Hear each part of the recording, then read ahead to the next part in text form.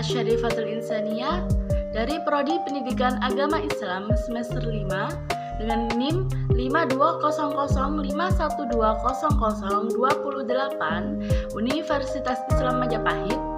Dalam video kali ini saya akan menjelaskan atau menjawab untuk jawaban UAS Filsafat Islam dengan dosen pengampu Bapak Muhammad Syarif Khalili MPDI dengan soal jelaskan apa saja materi filsafat yang ditentang oleh Imam Al-Ghazali dari hasil pemikiran para filosof muslim yang membuat Al-Ghazali mengkafirkan mereka, terutama yang tertuang dalam kitabnya Tahafutul Falasifah. Selamat menyaksikan. Mengenai pandangan Al-Ghazali, para ilmuwan berpendapat bahwa ia bukan seorang filosof karena ia menentang dan memerangi filsafat dan membuangnya. Tentangan yang dilontarkan Al-Ghazali ini tercermin dari bukunya yang berjudul Tahafutul Falasifah, yakni sebagai berikut. Sumber kekufuran manusia pada saat itu adalah terpukau dengan nama-nama filosof besar seperti Plato, Aristoteles, dan lain-lainnya. Mereka mendengar perilaku pengikut filosof dan kesesatannya dalam menjelaskan intelektualitas dan kebaikan prinsip-prinsipnya. Ketelitian ilmu para filosof di bidang geometri, logika, ilmu alam, dan teologi, mereka mendengar bahwa para filosof itu mengingkari semua syariat dan agama, tidak percaya pada dimensi-dimensi ajaran agama. Para filosof meyakini bahwa agama adalah ajaran-ajaran yang disusun rapi dan tipu daya yang dihiasi keindahan. Jikalau melihat ungkapan di atas, terlihat bahwa Al-Ghazali lebih digolongkan dalam kelompok perkembangan agama yang jalan pemikirannya didasarkan pada sumber ajaran Islam, yaitu Al-Quran dan Hadis.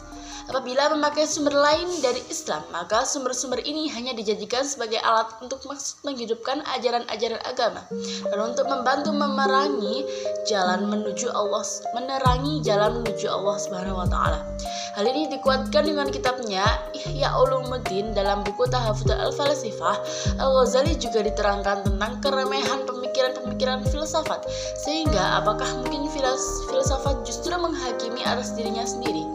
Al-Ghazali dengan beberapa kali menyatakan bahwa tujuan penyusunan buku tersebut untuk menghancurkan filsafat dan mengoyahkan kepercayaan orang terhadap filsafat.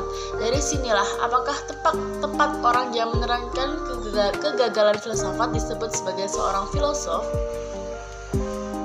Dalam bukunya pula yang berjudul Munqidh min al-Dhalal, Al-Ghazali mengelompokkan filosof menjadi 3 golongan. Yang pertama yaitu filosof materialis atau Doriyun. Mereka adalah para filosof yang menyangkal adanya Tuhan, sementara itu kosmos ini ada dengan sendirinya. Yang kedua, filosof naturalis atau Tabi'iyun. Mereka adalah para filosof yang melaksanakan berbagai penelitian di alam ini. Melalui penyelidikan tersebut, mereka cukup banyak menyaksikan keajaiban dan memaksa mereka untuk mengakui adanya Maha Pencipta di alam raya ini. Kendatipun demikian, mereka tetap mengingkari Allah dan Rasul-Nya dan hari berbangkit. Mereka tidak mengenal pahala dan dosa, sebab mereka hanya memuaskan nafsu seperti hewan. Yang ketiga yaitu filosof ketuhanan atau ilahiyun. Mereka adalah filosof Yunani seperti Plato dan Aristoteles. Aristoteles telah menyanggah pemikiran filosof sebelumnya atau materialis dan naturalis. Namun ia sendiri tidak dapat membebaskan diri dari sia-sia kekafiran dan keheterodoksian. Oleh karena itu, ia sendiri termasuk orang kafir, dan begitu juga Al-Farabi dan Ibnu Sina yang menyebarluaskan pemikiran di dunia Islam. Dalam bidang ketuhanan, Al-Ghazali memandang para filosof sebagai al-bid'at dan kafir. Kesalahan para filosof tersebut diterangkan oleh Al-Ghazali dalam bukunya Tahafutul Falasifah, dan ia membaginya menjadi 20 bagian. Antara lain yang pertama yaitu membatalkan pendapat mereka bahwa alam ini azali. Yang kedua, membatalkan pendapat mereka bahwa akal ini kekal. Yang ketiga, menjelaskan keraguan-keraguan mereka bahwa Allah pencipta alam semesta dan sesungguhnya alam ini diciptakannya. Yang keempat, menjelaskan kelemahan mereka dalam membuktikan yang Maha Pencipta.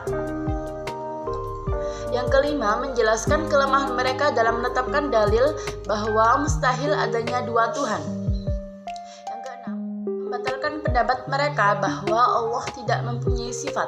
Yang ketujuh, membatalkan pendapat mereka bahwa Allah tidak terbagi ke dalam al-jins dan al-fasl. Yang kedelapan, membatalkan pendapat mereka bahwa Allah mempunyai substansi basit atau simpel dan tidak mempunyai mahiyah atau hakikat.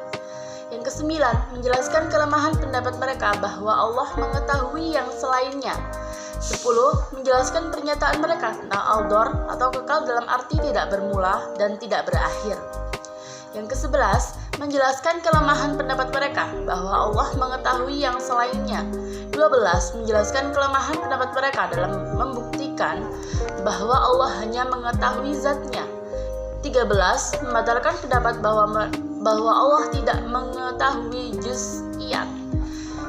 14. Menjelaskan pendapat mereka bahwa planet-planet adalah hewan yang bergerak dengan kemauannya. 15. Membatalkan apa yang mereka sebutkan tentang tujuan penggerakan dari planet-planet. 16. Membatalkan pendapat mereka bahwa planet-planet mengetahui semua yang juz'iyat. 17. Membatalkan pendapat mereka yang mengatakan bahwa mustahil terjadinya sesuatu di luar hukum alam.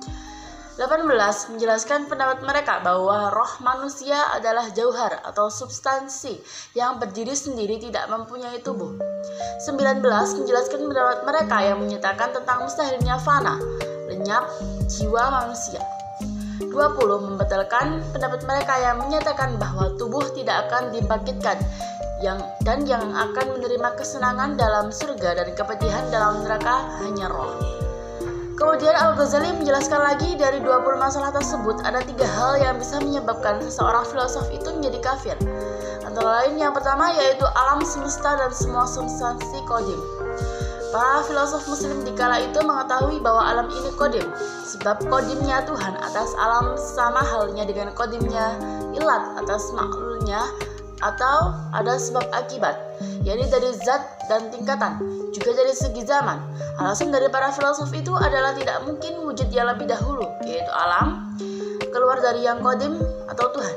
Karena dengan demikian berarti kita bisa membayangkan bahwa yang qadim itu sudah ada, sedangkan alam belum ada. Menurut Al-Ghazali, bila alam itu dikatakan qadim atau tidak mempunyai permulaan atau tidak pernah ada, maka mustahil dapat dibayangkan bahwa alam itu diciptakan oleh Tuhan. Jadi paham qadimnya alam membawa pada kesimpulan bahwa alam itu ada dengan sendirinya, tidak diciptakan Tuhan, dan ini berarti bertentangan dengan ajaran Al-Quran yang jelas menyatakan bahwa Tuhanlah yang menciptakan segenap alam atau langit, bumi, dan segala isinya. Bagi Al-Ghazali, alam haruslah tidak qadim, dan ini berarti pada awalnya Tuhan ada, sedangkan alam tidak ada. Kemudian Tuhan menciptakan alam, maka alam ada di samping adanya Tuhan. Kalau dilihat pemikiran dari Al-Ghazali, maka akan terlihat pendapatnya yang banyak menentang aliran-aliran filsafat. Menurutnya, banyak orang-orang yang menyimpang dari ajaran agama saat mempelajari filsafat, karena kebanyakan manusia di saat mempelajari filsafat tanpa sebuah pegangan yang kuat atau dasar yang kuat. Filsafat menurutnya lebih banyak mengedepankan akal daripada dalil untuk mencari sebuah kebenaran. Oleh sebab itu, Al-Ghazali banyak dikenal oleh para masyarakat seorang ahli tasawuf, akan tetapi ia tidak melibatkan dirinya ke dalam aliran tasawuf yang terkenal saat itu, yaitu tasawuf inkarnasi dan tasawuf panteisme. Sedangkan pengetahuan yang dimiliki Al-Ghazali berdasarkan atas rasa yang memancarkan dalam hati, bagaikan sumber air yang bersih atau jernih, bukan dari penyelidikan akal dan tidak pula dari hasil argumen-argumen ilmu kalam. Itu saja yang dapat saya sampaikan, kurang lebihnya mohon maaf yang sebesar-besarnya, dan terima kasih sudah menyaksikan. Wassalamualaikum warahmatullahi wabarakatuh.